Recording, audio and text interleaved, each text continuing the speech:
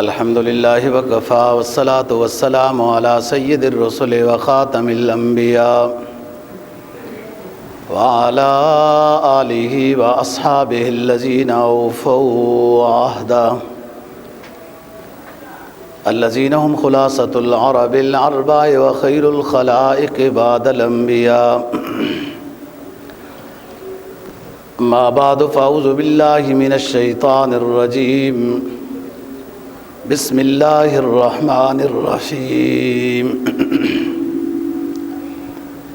وَلَقَدْ آتَيْنَا لُقْمَانَ الْحِكْمَةَ أَنِ اشْكُرْ لِلَّهِ وَمَنْ يَشْكُرْ فَإِنَّمَا يَشْكُرُ لِنَفْسِهِ وَمَنْ كَفَرَ فَإِنَّ اللَّهَ غَنِيٌّ حَمِيدٌ. وَإِذْ قَالَ لُقْمَانُ لِابْنِهِ وَهُوَ يَعِظُهُ يَا بُنَيَّ لَا تُشْرِكْ بِاللَّهِ إِنَّ الشِّرْكَ لَظُلْمٌ عَظِيمٌ. قال النبي صلى الله عليه وسلم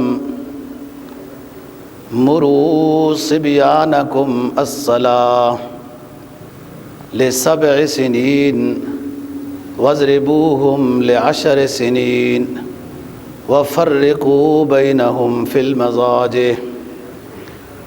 صدق الله العظيم وصدق رسوله النبي الأمي الكريم ونحن على ذلك لمن الشاهدين والشاكرين والحمد لله رب العالمين. 21واں پارہ سورہ لقمان کی 2 آیت کریمہ تلاوت کی ہیں اور جناب نبی پاک صلی اللہ علیہ وسلم کا ایک فرمان تلاوت کیا ہے جس کو امام ابو داود نے روایت کیا ہے.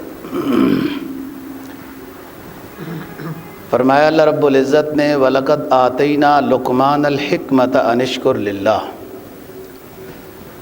ہم نے لقمان رضی اللہ عنہ کو حکمت عطا کی تھی اور حکم کیا تھا کہ ہمارے شکر گزار بن جاؤ، اور جو بھی شکریہ ادا کرتا ہے اس کا اپنا فائدہ ہے.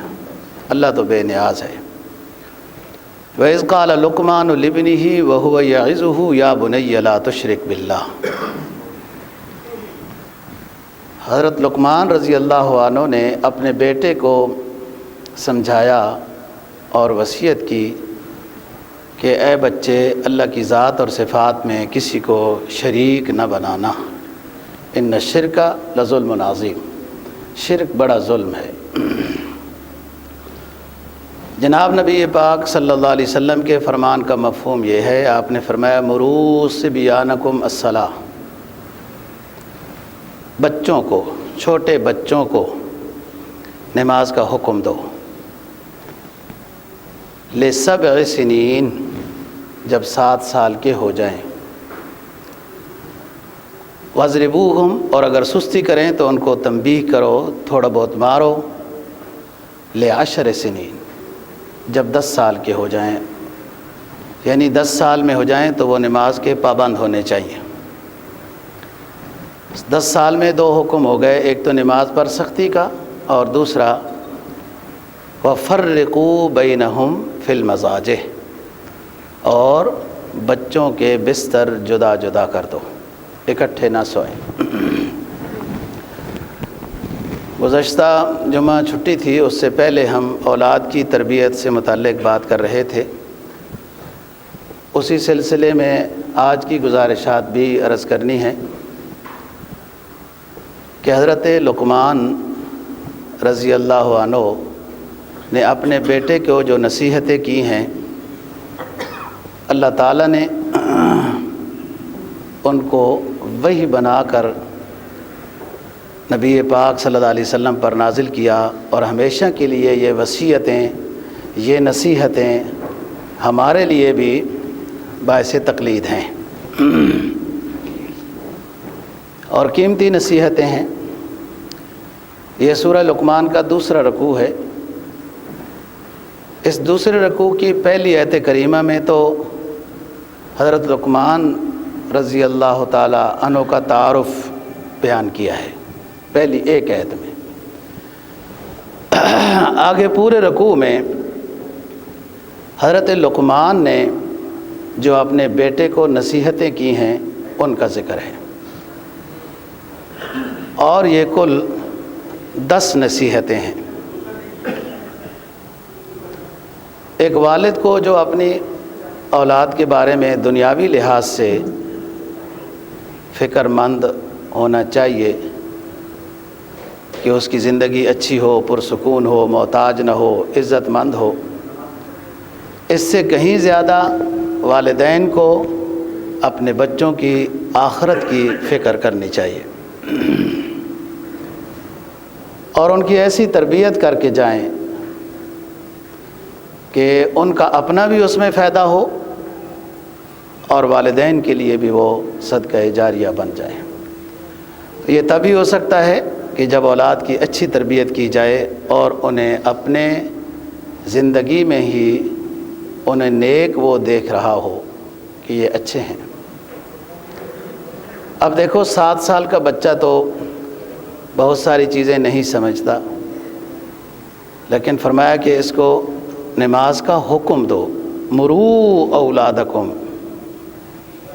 بے شک یہ حکم واجب درجے کا تو نہیں ہے، لیکن ادب سکھانے کے لحاظ سے یہ حکم ہے، کیونکہ 7 سال والے بچے کو جس لین پر آپ لانا چاہتے ہیں وہ مشکل نہیں ہوگا۔ اس کو آپ 10-20 روپے کے ذریعے سے بھی اپنے ساتھ نماز میں لا سکتے ہیں، اور یہی وجہ ہے علماء نے لکھا ہے کہ بچے جب مسجد میں آئیں، ظاہر ہے جب 7 سال کے بچے، ایک ہی گھر کا تو 7 سال کا بچہ نہیں ہوگا نا، جب اس حکم پر عمل ہوگا تو بہت سارے گھروں کے بچے 7 سال کے آئیں گے، اور پھر شور بھی ہو سکتا ہے، وہ تو آہستہ آہستہ وہ سیکھ جائیں گے۔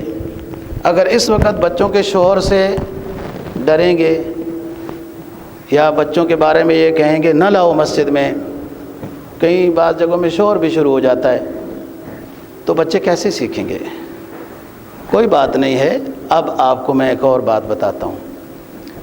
نبی پاک صلی اللہ علیہ وسلم اپنی کیفیت نقل کرتے ہیں کہ جب میں نماز پڑھا رہا ہوتا تھا تو مجھے چھوٹے بچوں کے رونے کی آواز آتی تھی تو میں اپنی قرات کو مختصر کر لیتا ہوں۔ اب یہاں 2-3 باتیں سمجھ میں آ گئیں۔ ایک تو یہ کہ رونے والے بچے بھی نماز میں آتے تھے، دوسرا یہ کہ ایسی کوئی پریشانی بن جائے تو ایسا بھی نہیں ہے کہ امام صاحب نے اب ایک رکوع جو یاد کر کے لایا ہے تو وہ ضروری ہے کہ پورا ہی پڑھنا ہے۔ جب فرض قرات پوری ہو گئی اور ایسی کوئی اچانک پریشانی ہو گئی، لوگ سارے باہر کھڑے ہیں، یکدم تیز بارش آ گئی ہے، قرات کو مختصر کیا جا سکتا ہے، یا رش بہت زیادہ ہو تو اس میں بھی جب فرض قرات 3 آیتیں پوری ہو گئی ہیں تو نماز میں کوئی نقص نہیں ہے۔ اب یہاں 2 باتیں دیکھیں کہ میں بچوں کے رونے کی آواز سنتا تھا تو قرات کو مختصر کر دیتا تھا۔ اس وقت تو عورتوں کی بھی الگ نماز پڑھنے کی جگہ بنی ہوئی تھی۔ تو سبع سنین یہ صیغہ بے شک حکم کے بارے میں، لیکن واجب نہ ہو تو تادیباً بچوں کو ساتھ لانا چاہیے۔ انہیں اٹھنا بیٹھنا یہ وہ سب بہت ساری چیزیں انہیں آ جائیں گی جو آپ کو سکھانی بھی نہیں پڑیں گی۔ دیکھ دیکھ کے بچہ ہر حرکت کو نوٹ کرتا ہے، ہر حرکت کو نوٹ کرتا ہے، آپ کے اٹھنے بیٹھنے سجدے بہت ساری چیزیں، اور بہت ساری وہ آیات بچوں کو یاد ہو جاتی ہیں جو امام صاحبان اکثر جہری نمازوں میں پڑھتے رہتے ہیں، تو وہ سن سن کر بھی یاد ہو جاتی ہیں۔ اور پھر 10 سال میں سختی کا حکم ہے۔ اولاد کی تربیت انسان کی بنیادی ضرورت بھی ہے اور اسلام کی طرف سے اس کے اوپر بنیادی فریضہ بھی عائد ہے، یعنی اس کی اپنی ضرورت بھی ہے کہ یہ گھر جائے، اس کو اخلاق سے، ادب سے، خدمت سے کوئی پیش آئے، اس کی اپنی ضرورت بھی ہے، اور اس کی بھی اپنی ضرورت ہے، بچے کو بھی انسان بنانا ہے، مزید یہ کہ دنیا آخرت کے لحاظ سے وہ بچہ سکون کا سبب بنے گا۔ سب سے پہلی اور بنیادی بات یہاں سے جب نماز میں شروع کریں گے 7 سال میں، عقیدہ بھی بنتا رہے گا، اخلاق بھی آتے رہیں گے اور فرائض بھی آتے رہیں گے۔ کچھ گھر کے ماحول سے وہ سیکھتا رہے گا، کچھ بار مکتب کے ماحول سے سیکھے گا۔ تو حضرت لقمان رضی اللہ عنہ، یا بعض حضرات نے ان کو پیغمبر لکھا ہے، اگرچہ وہ بات بہت کمزور ہے سند متن کے لحاظ سے۔ اکثر نے لکھا ہے کہ یہ حضرت داؤد علیہ السلام کے زمانے کے ہیں، بعض نے لکھا ہے یہ ایوب علیہ السلام کے خالہ زاد بھائی تھے، اور عمر ان کی لمبی ہے، اور داؤد علیہ السلام کے مشیر بھی رہے، قاضی بھی رہے، مفتی بھی رہے وغیرہ۔ اللہ تعالیٰ نے مختصر سا تعارف میں حضرت لقمان رضی اللہ عنہ کا کراتا ہوں۔ موضوع ہمارا یہ نہیں ہے کہ حضرت لقمان کی زندگی کو بیان کریں، موضوع یہ ہے کہ حضرت لقمان نے جو اپنے بچوں کو نصیحت کی ہے وہ نصیحت بیان کرنا مقصود ہے۔ تو یہ کئی پیغمبروں کے یہ صحبت یافتہ ہیں، تربیت یافتہ ہیں، ان کی خدمت میں رہے ہیں، لمبی عمر پائی ہے۔ بعض رات نے 4000 پیغمبر علیہ السلام لکھے ہیں کہ لقمان نے ان کی صحبت نصیب ہوئی، ان کی زیارت نصیب ہوئی اور ان کے ارشادات پر عمل کرنے کا موقع ملا۔ ایک اللہ کے نیک بندے کی صحبت نصیب ہو جائے نا جی، اور بندے کے اندر طلب سچی ہو تو یک زمانہ صحبت با اولیاء بہتر صد سال طاعت بے ریا۔ کچھ گھڑی اللہ والے کی صحبت نصیب ہو جائے نظام بدل جاتا ہے، کسی اللہ والے کی صحبت نصیب ہو جائے۔ اور جس کو پیغمبر کی، اور ایک پیغمبر نہیں کئی پیغمبر، اور بعض نے 4000 پیغمبر لکھے ہیں۔ بعض رات نے لکھا ہے کہ یہ حبشہ کے تھے، اور حبشہ کے ہونے کے لحاظ سے، نیک اور متقی اور پیغمبروں کی صحبت کے لحاظ سے اللہ نے ان کو نبوت اور حکمت میں اختیار دیا تھا کہ آپ نبی بننا چاہتے ہیں، الہامی طور پر انہیں دل میں یہ بات ڈالی گئی، نبی بننا چاہتے ہیں یا حکمت لینا چاہتے ہیں۔ تو انہوں نے عرض کیا کہ اگر اختیار کی بات ہے تو نبوت کا بوجھ تو بہت عظیم بوجھ ہے، اور میں اپنے آپ کو کمزور سمجھتا ہوں، حکمت کو اختیار کرتا ہوں۔ حکمت سے مراد یہاں طب نہیں ہے، وہ بھی اچھی بات ہے، انسانیت کے جسم کی خدمت ہے، وہ نیت اچھی ہو تو وہ بھی بڑا کام ہے، لیکن یہاں مراد حکمت سے نیکی اور دانائی، فراست، قوت گویائی، فصاحت و بلاغت، تقوی والی حکمت ہے، اور حکمت آخر میں عطا کی جاتی ہے۔ لقد من اللہ علی المؤمنین اذ بعث فیہم رسولا من انفسہم یتلو علیہم آیاتہ ویزکیہم ویعلمہم الکتاب والحکمہ وان کانوا من قبل لفی ضلال مبین۔ عالم بھی جب مختلف عمر کے حصوں سے گزرتا ہے، کئی طرح کے حالات کا اس کو سامنا کرنا پڑتا ہے، اور تقوی کی زندگی میں ہوتا ہے، تو بڑی مدت کے بعد حکمت اور دانائی، فراست عطا کی جاتی ہے، کس موقع پر کب کیسے بات کرنی چاہیے، کون سی بات زیادہ اچھی ہوگی، اور کس کے لہجے کا جواب کس انداز میں دینا ہے، یہ حکمت ہے۔ ایک مرتبہ آپ وہ بیان کر رہے ہیں تو ایک ساتھی نے پوچھا کہ خطیب صاحب آپ وہی نہیں ہو کہ جو ہم اکٹھے بکریاں چراتے تھے؟ تو آپ وہی نظر آتے ہو یا کوئی اور ہو؟ تو لقمان نے بتایا کہ وہی ہوں، میں آپ کے ساتھ مل کے بکریاں چراتے تھے۔ تو کہا میں ابھی تک بکریاں چرا رہا ہوں، تو علامہ بن گیا ہے، آپ کو یہ کیسے مقام مل گیا؟ تو کہا سچ بولنے سے اور فضول باتوں کے اجتناب سے اللہ نے یہ مقام عطا کیا ہے۔ ہمیشہ سچ بولنے سے اور فضول باتوں سے اجتناب، جس کا کوئی دین دنیا کا فائدہ نہیں۔ اگر گناہ کی بات ہے تو وہ تو الگ بات ہے، وہ تو بری بات یہی ہے۔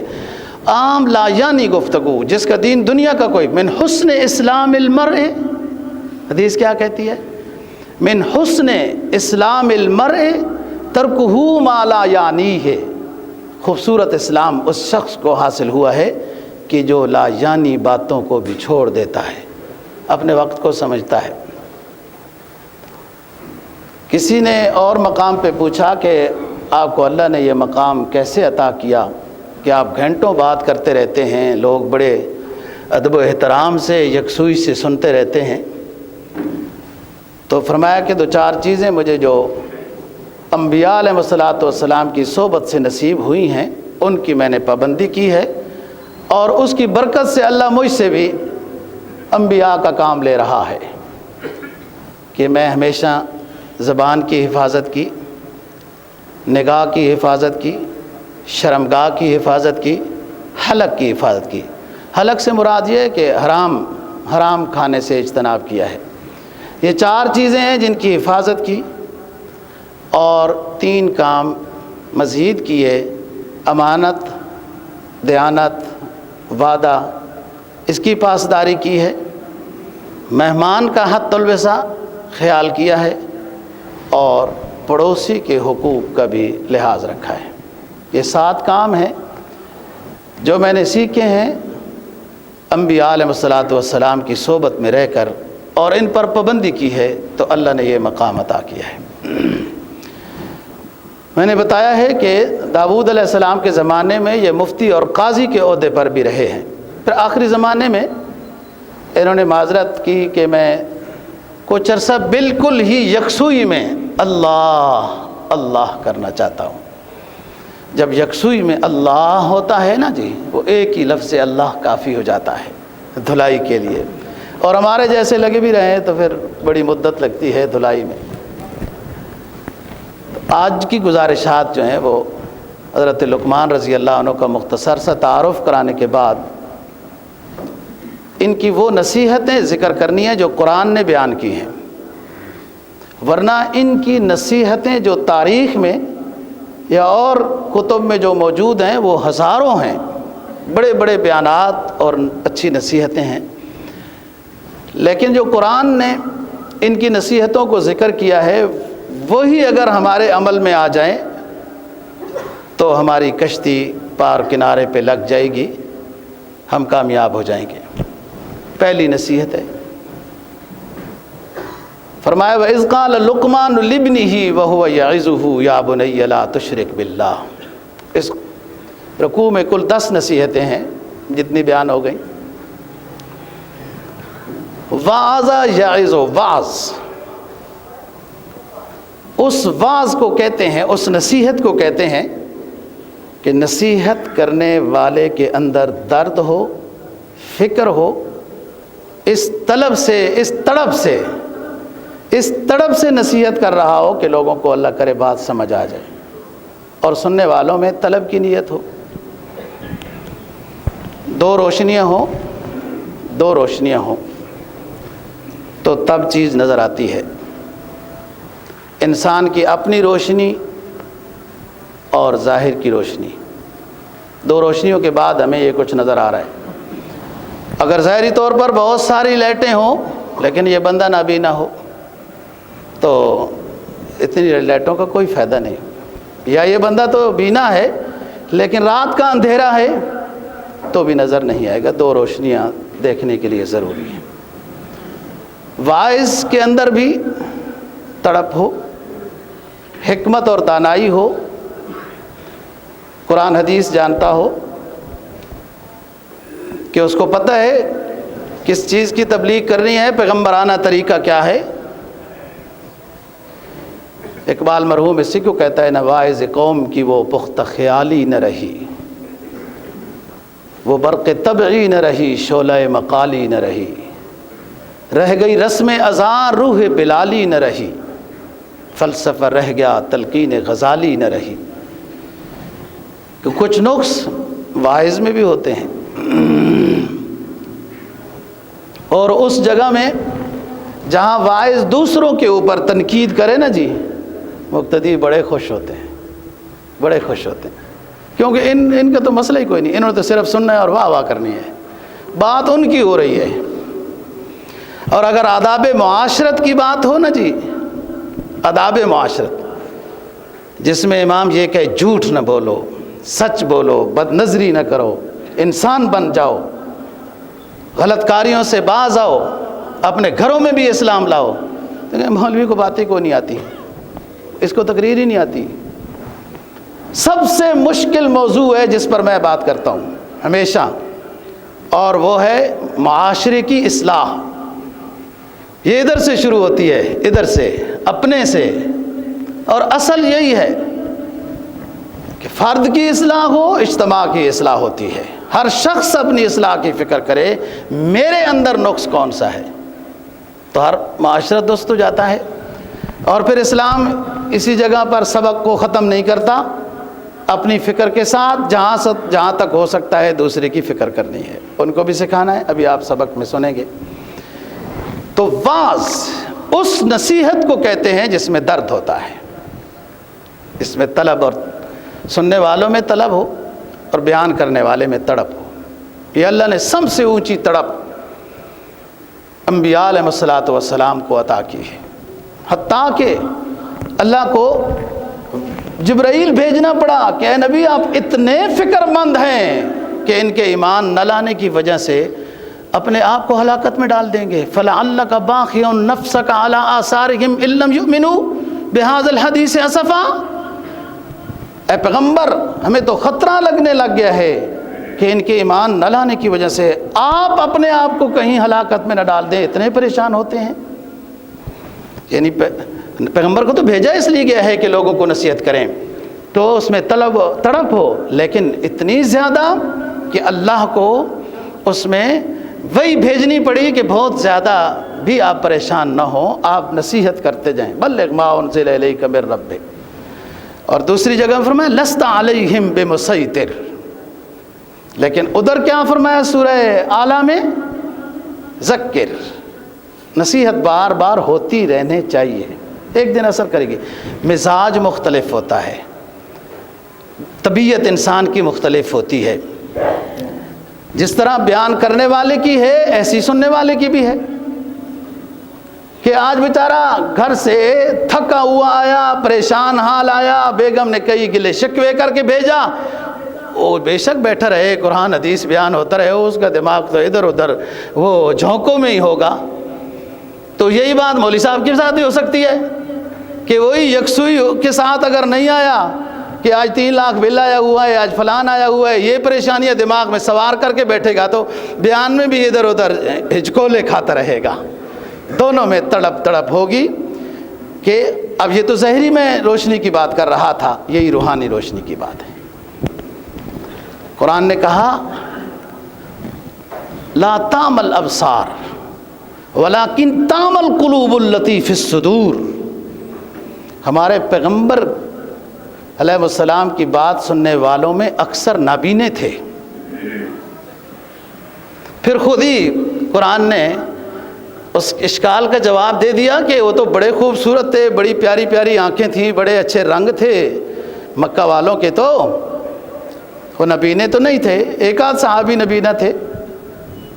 فرمایا لا ولکن تعمل القلوب التی فی الصدور، ظاہری آنکھوں کے نبینے نہیں تھے، دل کی آنکھوں کے نبینے تھے۔ پیغمبر کے بیان میں آتے ضرور تھے،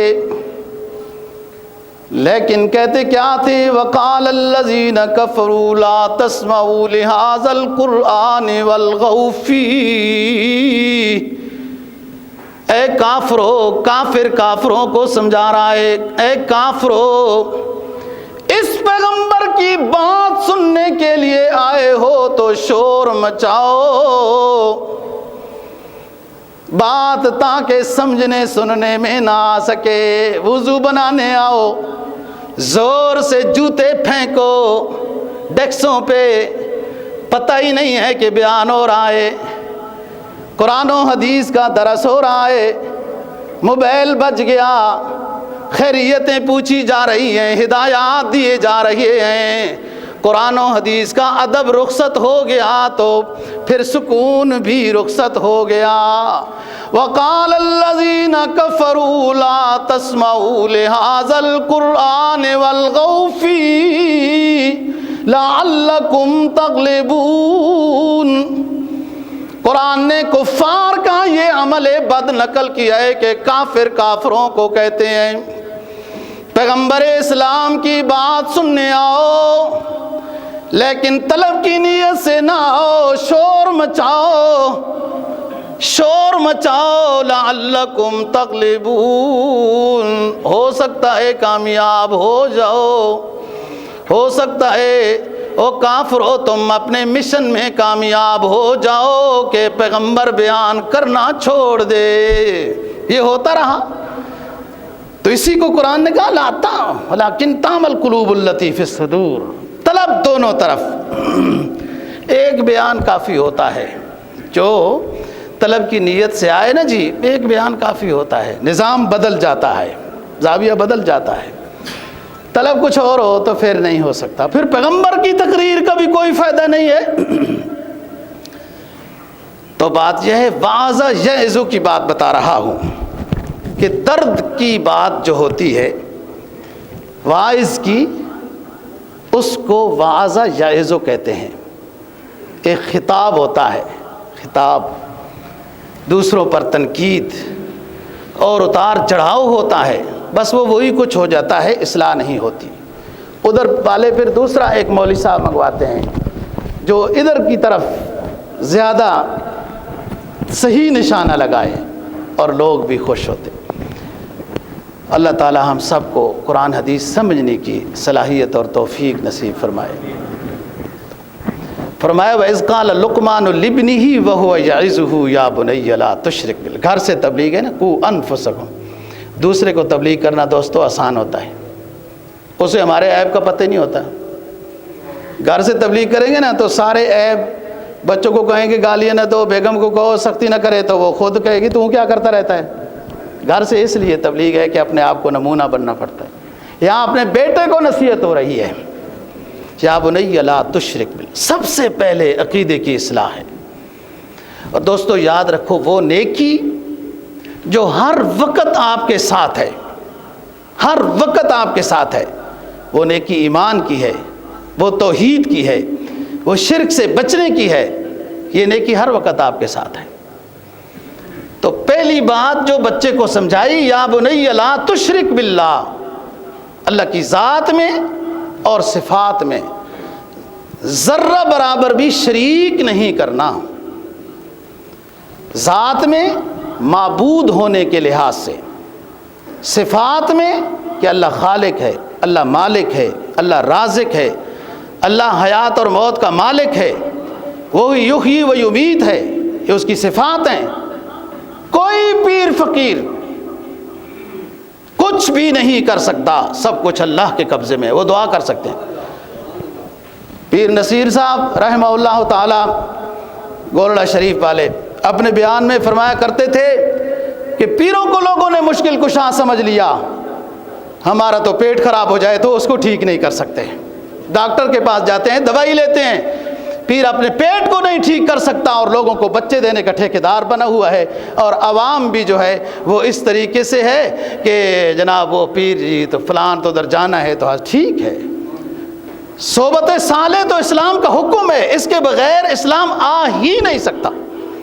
یاد رکھو دوستو، عرب تھے مشرکین مکہ، اور عرب ایسے معمولی عرب نہیں تھے، فصاحت و بلاغت کے امام تھے، اتنے بڑے اونچے، اس لیے تو وہ 7 معلقے انہوں نے لکھے تھے، بیت اللہ شریف کے ساتھ لٹکا دیے تھے، ان کا نام ہی 7 معلقات پڑ گیا، درس نظامی میں وہ پڑھائے جاتے ہیں۔ عربی لغت میں بہت اونچے قصائد تھے، لیکن ان کے لیے اللہ نے اپنا پیغمبر بھیجا، کتاب بھی عربی میں بھیجی، پھر بھی اس کے باوجود اپنا پیغمبر بھیجا۔ 2 چیزوں سے انسان کو اسلام ملتا ہے، تقوی ملتا ہے، دینداری ملتی ہے۔ ایک ہے کتاب اللہ اور ایک ہے رجال اللہ، اللہ کی کتاب اور اللہ کے نیک بندوں کی صحبت، ان کی خدمت، ان کی مجلسوں میں بیٹھنا، ان کی باتوں میں جگہ دینا اپنے اندر۔ تو سب سے پہلی اور بنیادی بات اپنے آپ کو شرک سے بچانا ہے۔ اور علماء تصوف نے تو اتنی اونچی بات لکھ دی ہے حضرت، اتنی اونچی بات، اور مشق کرنے سے، کوشش کرنے سے وہ نصیب ہو جاتی ہے کہ ذرہ برابر بھی کسی تکلیف اور کسی فائدے کی نسبت سبب کی طرف بھی نہ کریں، مسبب حقیقی کی طرف کریں۔ فلانی چیز کھائی تو زکام لگ گیا، فلانی چیز کھائی تو پیٹ، ایسا نہ کہو۔ فلانی چیز کے اندر مسبب حقیقی کو، اور فلانی چیز سے فائدہ ہو گیا، فائدہ دینے والا وہ ہے۔ یہ تو ایک چھوٹی بات ہے، اس میں بھی اگر مشق ہوگی نا تو اتنی بات بھی پھر آپ کہنے سے پہلے سوچیں گے کہ سبب کو کیا بیان کرنا ہے، کیا ذکر کرنا ہے، مسبب حقیقی کو ذکر کیا جائے۔ ابراہیم علیہ السلام نے بھی تعارف کرایا تو اذا مرضت فهو یشفین، میرے خالق و مالک، میرے معبود حقیقی کا تعارف یہ ہے کہ بیمار ہو جاؤں تو وہ مجھے شفا عطا کرتا ہے۔ سبب کو ذکر کرتے ہوئے بھی کبھی مسبب حقیقی اللہ کو نہ بھول جاؤ، یہ اصل توحید ہے۔ حضرت معاذ بن جبل رضی اللہ تعالیٰ عنہ بڑے مشہور صحابی ہیں، آپ صلی اللہ علیہ وسلم کے ساتھ ان کا بہت گہرا تعلق تھا، ہر صحابی کا ہی اونچا تعلق ہے۔ ہماری جو عقیدے کی اور اسلامی تعلیمات کی جو اینک ہے نا جی، اس کو کوئی صحابی بھی عیب والا نظر نہیں آتا، یہ ہمارا عقیدہ ہے۔ ہر صحابہ اونچے شان والے ہیں، ان کے آپس میں فرق ہیں، آپس میں اونچے نیچے ہیں، ہمارے لحاظ سے الصحابۃ کلھم عدول، سب سچے ہیں، نیک لوگ ہیں۔ حضرت معاذ بن جبل رضی اللہ تعالیٰ عنہ کو فرمایا، اور ساتھ سفر پہ ہیں، فرمایا یا معاذ، جواب دیتا ہے لبیک یا رسول اللہ۔ آپ نے فرمایا معاذ، عرض کیا اللہ کے رسول حاضر ہوں، بار بار آپ کی خدمت میں حاضر ہوں۔ لبیک تثنیہ کا صیغہ ہے، کبھی حج کے بیان میں نے اس کی وجہ بتائی تھی، بندہ ایک ہے اور تثنیہ کیوں بول رہا ہے۔ یا معاذ لا تشرک باللہ وَإِن قُتِلْتَ أَوْ حُرِّقْتَ، معاذ نصیحت یہ ہے کہ اللہ کی ذات و صفات میں کسی کو شریک نہ بنانا،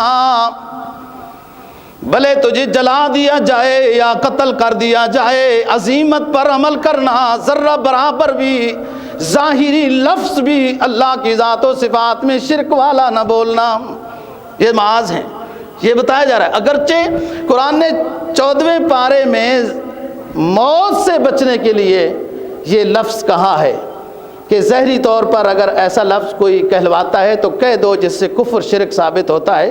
جب دل آپ کا ایمان پر مطمئن ہے تو آپ کافر نہیں ہوں گے، یہ اجازت ہے، اس پر عمل کرنا ضروری نہیں ہے۔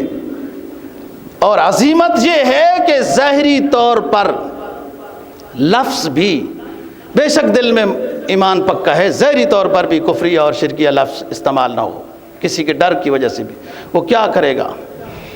وہ کیا کر سکتا ہے؟ وہ موت دے سکتا ہے، قتل کر سکتا ہے، تو وہ تو ویسے بھی آ جانی ہے، وہ نہ بھی دے تو آ جانی ہے۔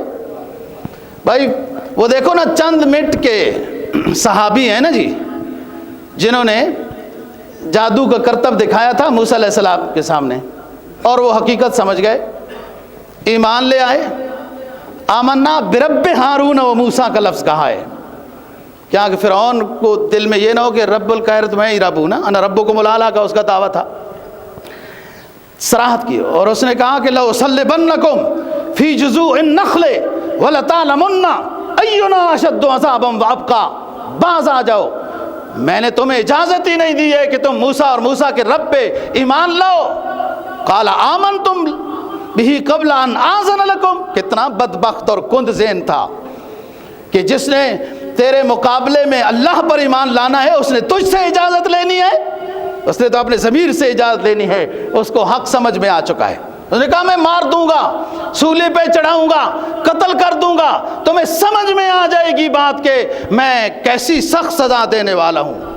ان 9 مسلموں نے کیا جواب دیا؟ ایمان بنتا ہے تو منٹوں میں بن جاتا ہے، سیکنڈوں میں بن جاتا ہے، اور نہیں بنتا تو 70 سال والے بوڑھے مسلمان کا بھی نہیں بنتا۔ کیسے بنا؟ پیغمبر کی صحبت چند لمحے نصیب ہوئی، اس نے کہا قتل کر دوں گا ایمان لاتے ہو موسیٰ اور اس کے رب پر، تو فرمایا رب فقض ما انت قاض، فقض ما انت قاض، اے فرعون کر لے جو کرنا چاہتا ہے، تو بڑی بات ہے ہمارے اوپر شہادت کا فیصلہ کرے گا، ہم تو قبول کرنے کے لیے تیار بیٹھے ہیں۔ حق پر رہنے میں استقامت کے ساتھ ڈٹے رہنے میں دل کو جو سکون ملتا ہے وہ ادھر ادھر کے لہو و لعب چیزوں میں سکون نہیں ملتا، اور بڑی بات ہے تو وہ دشمن شہادت کا فیصلہ کر دے گا تو رب نے یوں ہی شہادت لکھی ہوگی، یہ بہت اونچا مقام ہے، اور موت سے آج ڈرنا ہے تو کل کیا ہونا ہے، کل بھی تو موت آ جانی ہے۔ تو پہلی نصیحت ہے یا بنی لا تشرک باللہ، اپنے بچوں کو یہ سمجھانا ہے۔ اور جتنا دوستو گھروں میں عقیدے کے لحاظ سے کمزوری ہوتی ہے، عقیدے کے لحاظ سے کمزوری ہوتی ہے، اتنی ہی توہم پرستی ہوتی ہے۔ آج فلانی چیز ہل رہی تھی، آج ادھر پیچھے سے کھجلی ہو رہی تھی، آج پتہ نہیں کوئی جادو یا سحر ہو گیا، پنڈلیوں میں درد ہو رہا تھا۔ جتنی عقیدے کی کمزوری ہوگی، اعمال و عبادات میں کمی ہوگی، تلاوت قرآن پاک حدیث کا درس گھروں میں نہیں ہوگا، اتنی زیادہ توہم پرستی ہوتی ہے، اور یہ خطرہ ہوتا ہے کہ کہیں شرک خفی ہوتے ہوتے شرک جلی نہ ہو جائے، بڑا شرک نہ ہو جائے۔ پھر ان عاملوں کا چکر لگایا جاتا ہے کہ جن کی اپنی نیت تو پار نہیں ہوئی اور ہماری پار کرنے کے لیے وہ فٹ پاتوں پہ بیٹھے ہیں۔ سخت سردیوں میں، سخت گرمیوں میں ان کو ایک مناسب قسم کی چٹائی بھی نصیب نہیں ہوئی، جن کو ہم لکیریں دکھا رہے ہیں، جن سے مقدر پوچھ رہے ہیں، جن سے اپنے احوال کو درست کر رہے ہیں، شادیوں کا نصیب پوچھ رہے ہیں۔ دوستو جو بندہ جتنا قرآن و حدیث سے دور ہوتا ہے اتنا وہ توہم پرست ہوتا ہے، اس کا امام شیطان ہوتا ہے، اس کا امام رسم و رواج ہوتا ہے، اس کا امام رسوم اور بدعات ہوتے ہیں، اور جس سے اس کا عقیدہ بھی خراب ہو جاتا ہے، اعمالوں میں طبیعت ہی نہیں لگتی، ہر وقت اسی چکر میں ہوتا ہے۔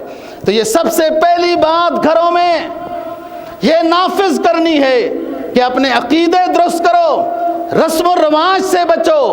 جو آپ لوگ کوئی کنڈے کر رہے ہیں، کوئی فلان کر رہے ہیں، کوئی چوری روزہ ہے، کوئی فلانا روزہ ہے، وہ کیا کر رہے ہیں، ان کی حقیقت کو تو سمجھو کہ یہ کیوں کیے جا رہے ہیں، کیا وجہ ہے۔ ظاہری طور پر چوری تقسیم کی جا رہی ہے، فلانا حلوہ بنایا جا رہا ہے، اور در پردہ کسی نبی کے کسی عظیم صحابی کے اوپر تبرہ تو نہیں ہو رہا۔ اتنے جاہل نہ بن کے رہو۔ تو پہلی نصیحت جو حضرت لقمان رضی اللہ تعالیٰ عنہ کو یا علیہ السلام فرمایا وَإِذْ قَالَ لُقْمَانُ لِابْنِهِ وَهُوَ يَعِظُهُ يَا بُنَيَّ لَا تُشْرِكْ بِاللَّهِ، جب لقمان نے اپنے بیٹے کو قیمتی بول دیے کہ اے میرے پیارے لخت جگر، اگر ان قیمتی بولوں کو سنبھال کر رکھو گے دنیا میں بھی زندگی کامیاب پا کر جاؤ گے، آخرت میں بھی اللہ سرخرو کرے گا۔ وَإِذْ قَالَ لُقْمَانُ لِابْنِهِ وَهُوَ يَعِظُهُ يَا بُنَيَّ لَا تُشْرِكْ بِاللَّهِ، اے میرے لخت جگر، میں تیری دنیا آخرت سنوارنے کے لیے قیمتی بول دے رہا ہوں، انہیں اپنے پونجی میں سنبھال کے رکھنا، اور اللہ کی ذات میں ذرہ برابر بھی شرک نہ کرنا تو کامیاب ہو جائے گا۔ پالتا ہے بیج کو مٹی کی تاریکی میں کون، اور کون دریاؤں کی موجوں سے اٹھاتا ہے سحاب، کس نے لایا کھینچ کر پچھم سے انگار، اور کس نے بھر دی موتیوں سے خوشے گندم کی جیب۔ وہ کسان، وہ جاہل، وہ ان پڑھ جو دیہاتوں میں رہنے والا ہے، وہ بھی بیج مٹی میں ڈال کر اللہ کے حوالے کر دیتا ہے۔ تو دوستو، آج کی نصیحت ہمارے لیے، میرے لیے، آپ کے لیے، ہماری اولاد اور تمام اپنے ساتھیوں کے لیے یہ ہے، جس کے لیے 1,24,000 یا 40,000 علیہ الصلوۃ والسلام پیغمبر آئے اور اس مین پوائنٹ کا درس دیتے رہے، قوم کو سمجھاتے رہے، انعبد اللہ، اللہ ہی کی عبادت کرنی ہے، ولا تشرکوا بہ شیئا، اور اس کے ساتھ ذرہ برابر بھی شرک نہیں کرنا۔ اللہ دین کی سمجھ اور عمل کی توفیق نصیب فرمائے۔